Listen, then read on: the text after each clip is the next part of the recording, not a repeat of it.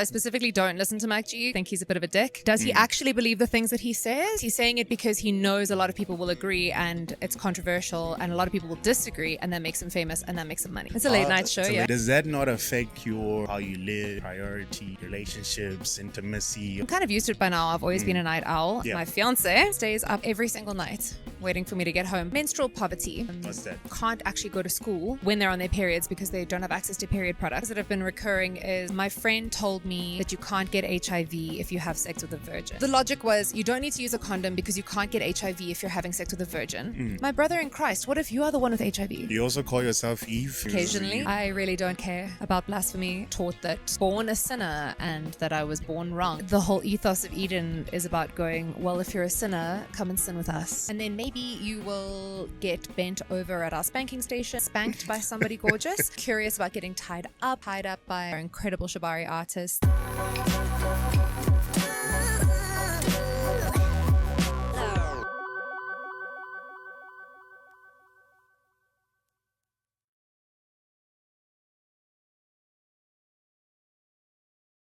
Welcome to another episode of Sounds Good Enough. Today I have somebody who works in the AMs, in the late hours when most of us are sleeping, but making sure to entertain the people that are, the drivers, the securities, and the guys who have insomnia as well. Her name is Leah. How are you doing?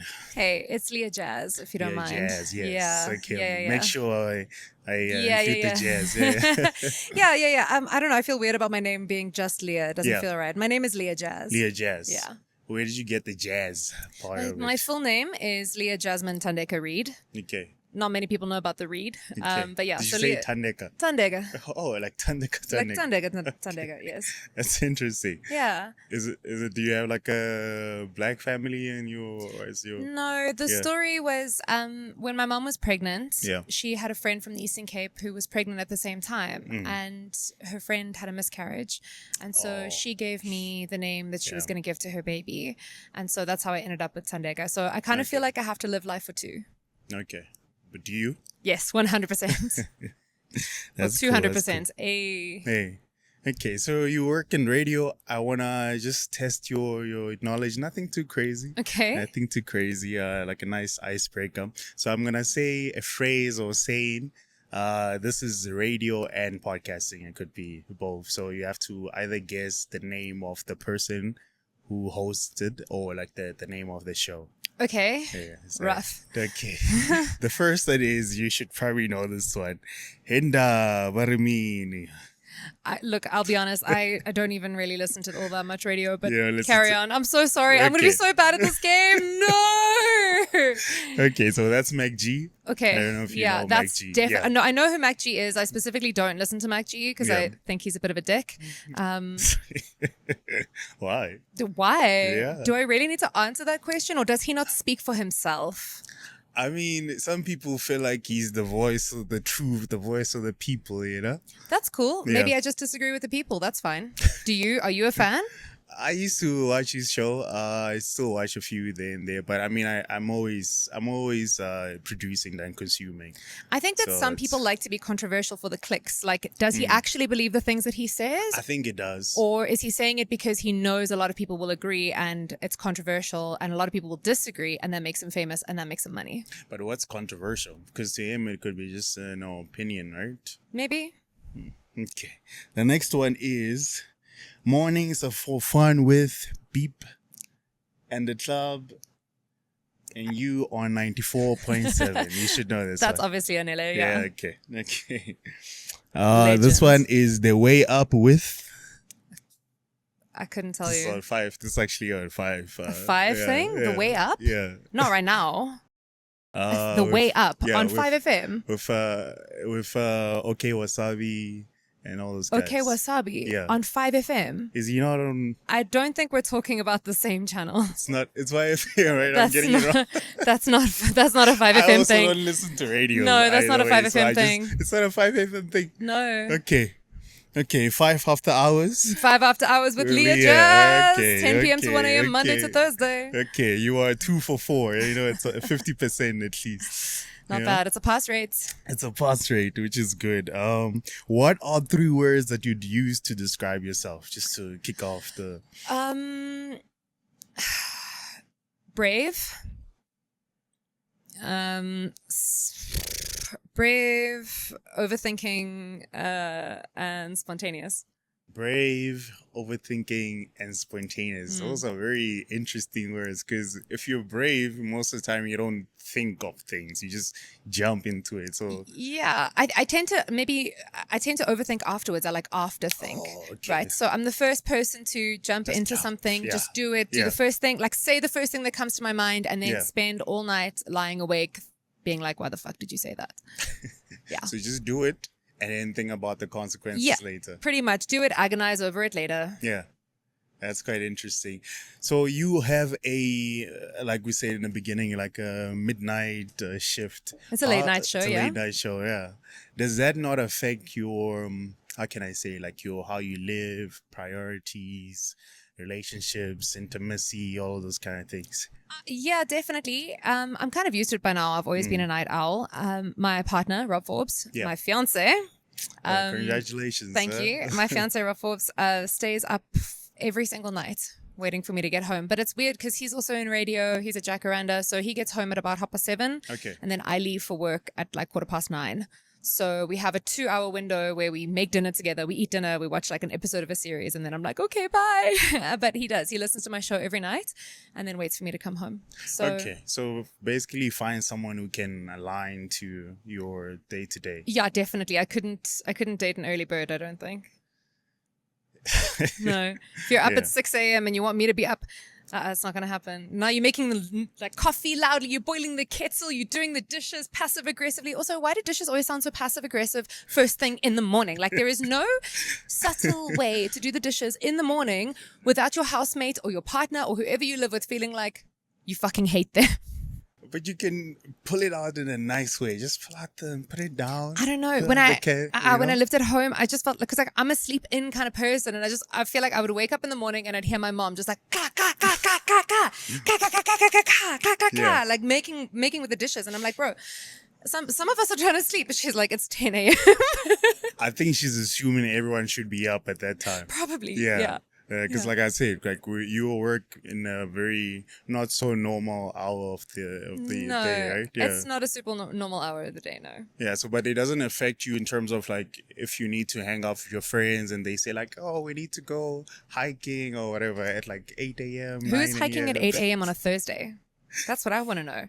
Most of my friends have jobs, Yeah. so none of them are going hiking on a Thursday at 8 a.m. We do things on the weekends, and it means my days are pretty free to work on other stuff. And so I socialize sometimes during the day. It just means that dinner plans are often cut short. I have to leave. So I'm like, okay. So you're a sex positive person. You Yes. like to talk about that quite a lot. Mhm. Why are you championing for that? What's the...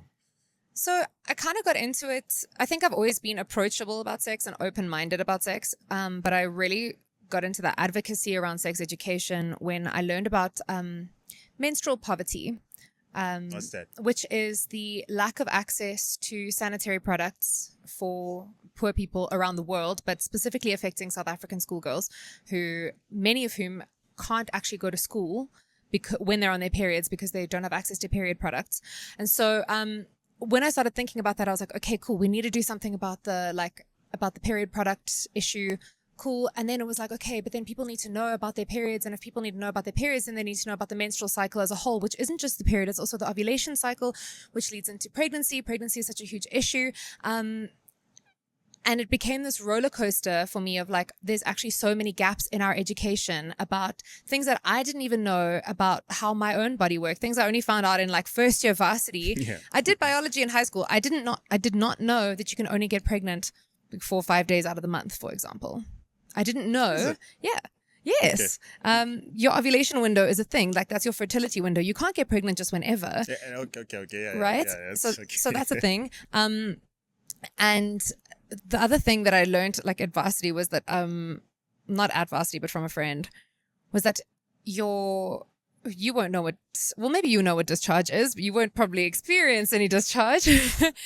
But your discharge changes throughout the month, and it's like your body is telling you signals about where it is in the cycle. I didn't know that. I just thought that there was like weird stuff in my panties every now and then. So it was more of a concern, and it became like a curiosity, and you just went down the rabbit hole of wanting to learn more and helping people more. Do you have like a organization that does it, or is it? Yeah, I think I've always been an activist in nature. When I was very young, I remember like learning about the like the save water posters that you had up in primary school up there where you wash your hands, and I was like, oh my god, we're running out of water. And so I think I'm a stressed person, and so I stress about the world and the things that are happening to it. I stress about there not being enough water. I stress about things, and so I've always felt like I have to personally do something to make a difference. So yeah, that curiosity did turn into an action and an activism and a passion. Do you sometimes feel like wanting to stop as well because you can't save the world to some extent? You can only do as much. You know what? If I can convince one person one time to use a condom that day, it's enough. It's enough. It's enough. It's one person. I don't need to change or fix the whole world, but if I can make one person's life better, that's enough. If I can make the world 1% better, 0.0001% better. Yeah. That's enough, because then it feels to me like I haven't wasted my time on this planet. For me, I think being on Earth and being a person and having the limited amount of time, I want to leave it better than I found it. Okay, so at least do something for people, do something for people around you in whatever capability that you can. Yeah, and I think a lot of people think about like, oh, she's sex positive, so it must all be about like being horny all the time, and it really isn't about that. I think for me, it's about wanting people to have safer, more pleasurable sex lives.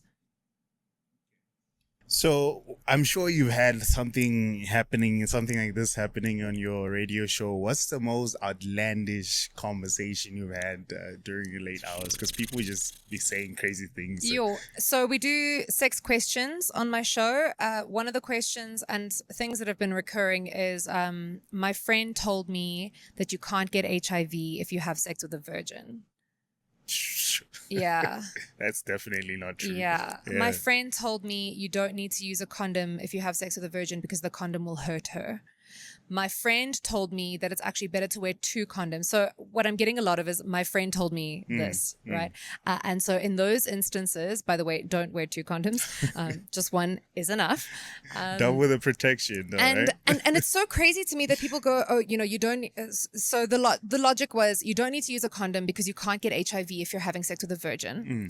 My brother in Christ, what if you are the one with HIV?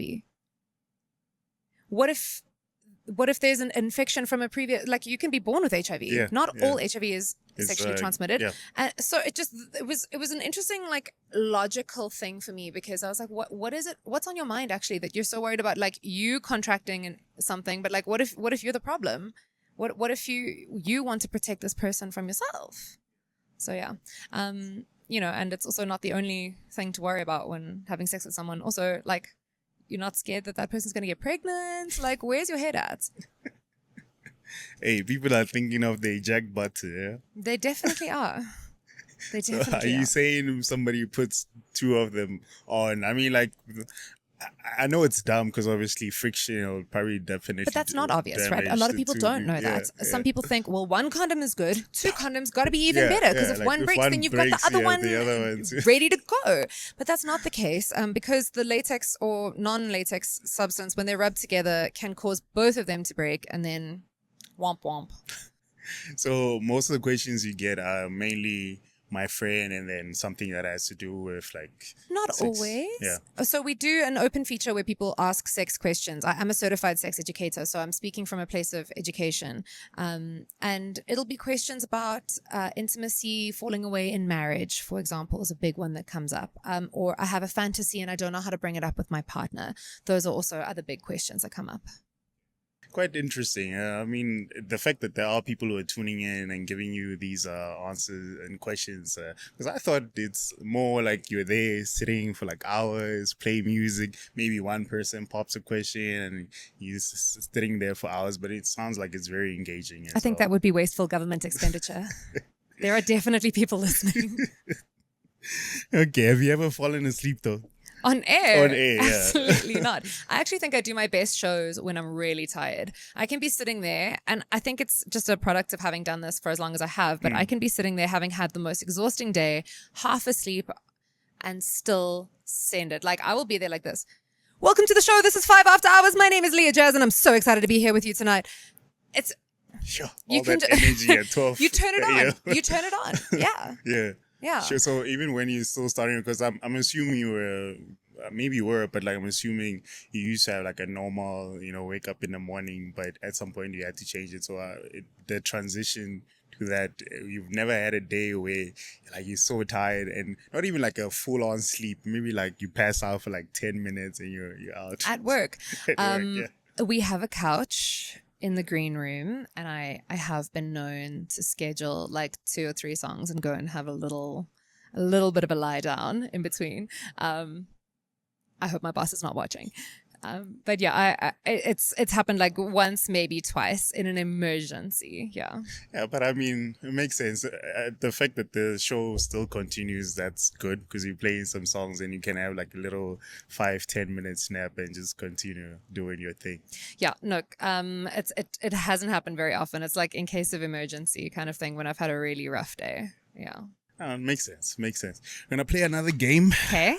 This is called This or That. Okay. So I'm going to give you a few options. You just choose one. Don't think about it. Just like you said, you just jump in and you'll think about it later when you watch this episode.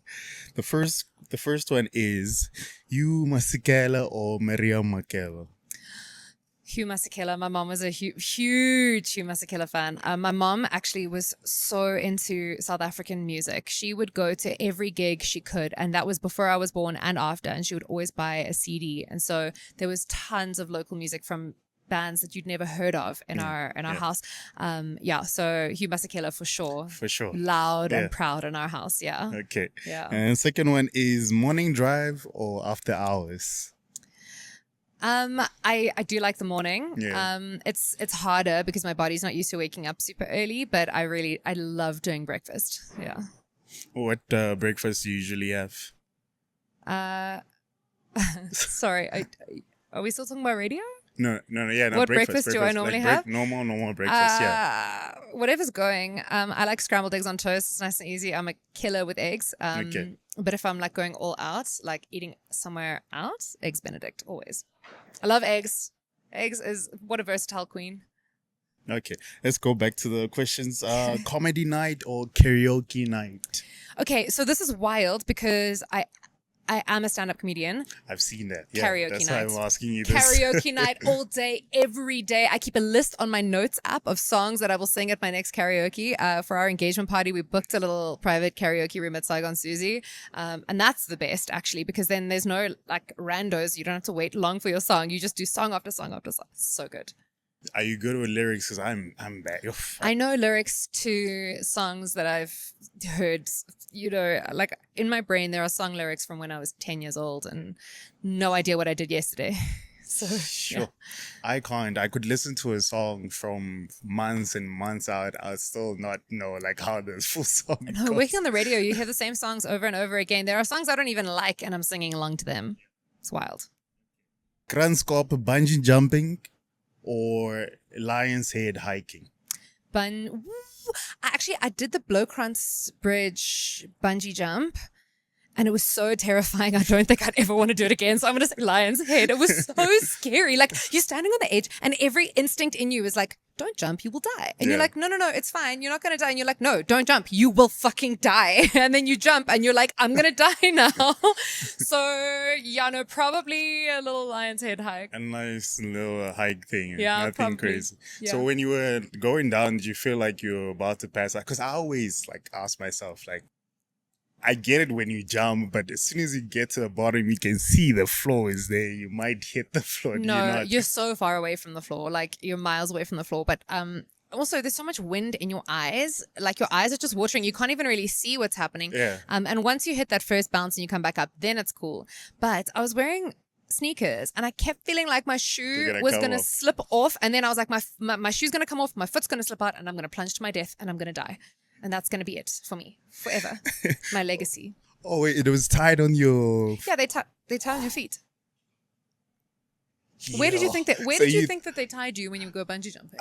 I thought maybe like, okay, yeah, your feet as well, but maybe like a support in the back or something. So it's just on the feet. No. So if you didn't tie your shoes properly, you couldn't just... No, so the way that they tie it is that like actually even if your shoe does slip off, it's a kind of it'll tighten around your foot. But I don't know. My feet were flexed like this. I was like, and what's quite cool is, or what's wild is when you get to the bottom or when you finished, you kind of lie there upside down, and then this guy comes down and he has to like lift you upright and then take you up to the top. And that time you're disorientated. You just want to...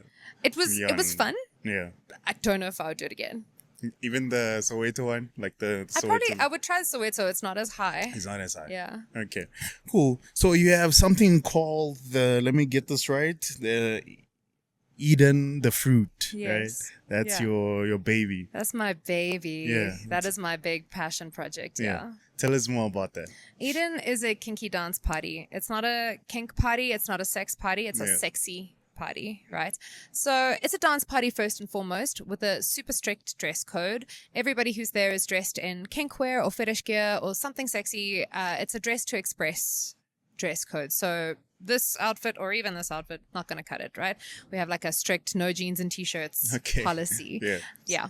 It's a place for people who are curious about kink or alternative sexual lifestyles to come and experience it in a way that is, I think, less scary than some of the big, heavy other clubs that exist.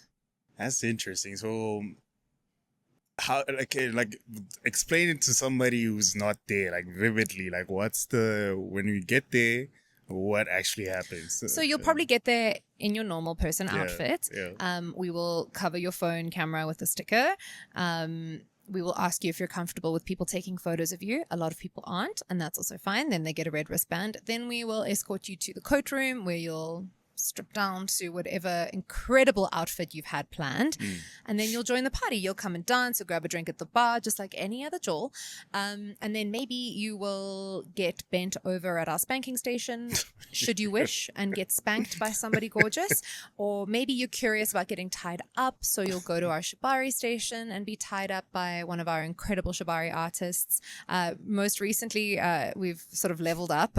We've got this really amazing, it's called a St. Andrew's cross. It's, you know, those things. And we had someone doing wax play, so dripping wax onto people. Jeez. No, it's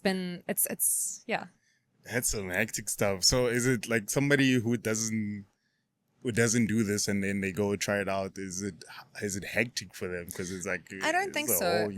I actually think it's a very soft space. We're super strict about our rules and our boundaries, and consent is at the very, very top. So if you're just curious and you want to come and check it out and you don't really know what to expect, it's Josie wind. Maybe there's a hurricane. I don't know. Let's just continue. If there's a hurricane, then at least we're underground, you know, we're safe. Well, consent is at the apex of everything. So nothing will happen to you that you don't want to happen. And I always say you can be at a regular club and someone could pinch your ass or be inappropriate with you and you have absolutely no recourse, right? There's nothing you can do about that if someone's being creepy with you in the club. In our space, if someone's being creepy with you, you can come up to us and tell us, and we will deal with it. If somebody touches you inappropriately or violates your consent in any way, we will deal with it swiftly and strictly. So I think if you're curious about it and you want to come and check it out, then you don't have to do anything you don't want to do. You don't have to get spanked. You don't have to get tied up. Those things are optional for people who want to do those things. But if you want to come and check it out, the only thing is that, you know, even if you are just curious, like we call them tourists, like if you're just a tourist and you just want to come and see, that's cool, but don't come in your jeans and t-shirt, right? You have to participate. That's what the dress code is about, is that every single person who is there has made, what's the word? Sorry, let me just get my thoughts together.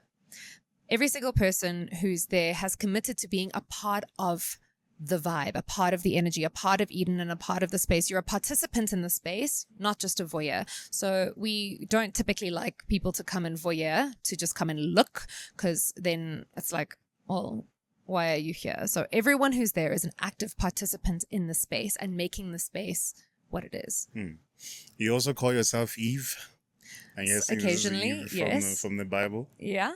What would you say if people say you calling yourself Eve and doing this show is kind of blasphemous in a way? I really don't care Yeah. about blasphemy at all. I grew up I went to a Christian school, the happy clappy evangelical type, and got taught that I was born a sinner and that I was born wrong, and that by all of us just existing, that there's something inherently wrong and evil about us.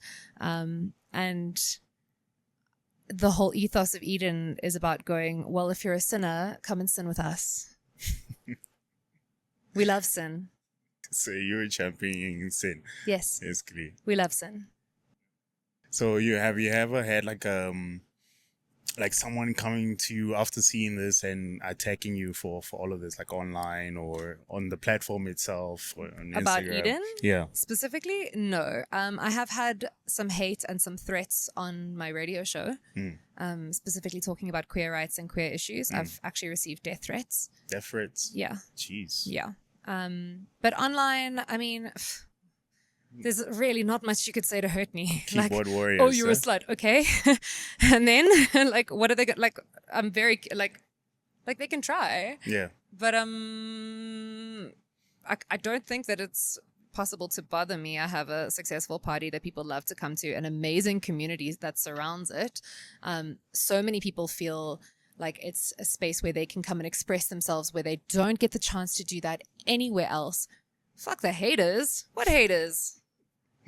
Okay. What haters? What's there to hate? You hate it? Okay, don't come. Yeah. Okay. Yeah. How does that affect me? If it's not for you, then it's not for you. If it's not for you, it's not for you. And it's not for everyone. It really isn't. And it shouldn't be, because the point of a space that is for a specific subculture or specific community is that it's not for everyone, because we exist in that space. We're safe in that space because that's how we've curated it. Right? Okay. To finish off the show, what would be Eve's top 5 songs? Eve's top 5 songs, not my top 5 songs. Yeah. Eve's top 5 if she songs. was still alive. Oh, like original Eve. Yeah. Ooh, okay. I feel like she'd be a Doja Cat fan. Okay. Maybe like Go to Town. I feel like Eve would be like, yeah, like, you know, let's go down and eat, because, you know, Eve was all about eating. So then I don't know who sings it, but there's a song that's like, crazy how the very first sin was a woman who ate. So that too. Okay. Ooh. Okay, no, this is terrible, because, you know, like when someone asks you, like, what's your favorite song? You're like, I've never heard a song before. I've never heard a song. Let's go 3 more. Okay, I've been loving Led Zeppelin's Whole Lotta Love. I just feel like Eve would hear it and it would blow her mind. Can you imagine being like the first human being ever and listening to any... Honestly, you could play them Baba Black Sheep and Eve would probably be like, holy shit! Yeah. This is incredible! Yeah. So, yeah. Okay, so what? That's 3. Wow. This is a really tough question. How much time do you have? That's why you can relax. That's 4, right? That's 3. That's 3. Can I That's go 2 through, more. can I look through my Yeah, you can go Spotify? through your... Yeah. Okay, let me look Yeah. through my Spotify. Let me see what else Eve would be. What would Eve fuck with? I feel like she's a bit of a rebel. What about like, I just went to the Green Day concert, so what about like Green Day's She's a Rebel? I feel like she would vibe with that. She's like, yeah, I get it. Then, okay, last one. Ooh, this is so tough.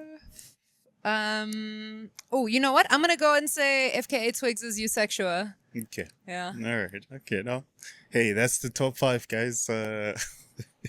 Very interesting top 5, by the way. But anyways, thanks for coming. Thanks for having me. I really appreciate you taking your time to pull through here. Yeah, it's a pleasure. Thanks for having me. I'm interested to see what this cut looks like. It's gonna be good. Don't worry. Also, that's what she said. It's gonna be awesome. Yeah, that's what she... All right. Bye, guys. You're amazing. I'm Leah Jazz. Okay.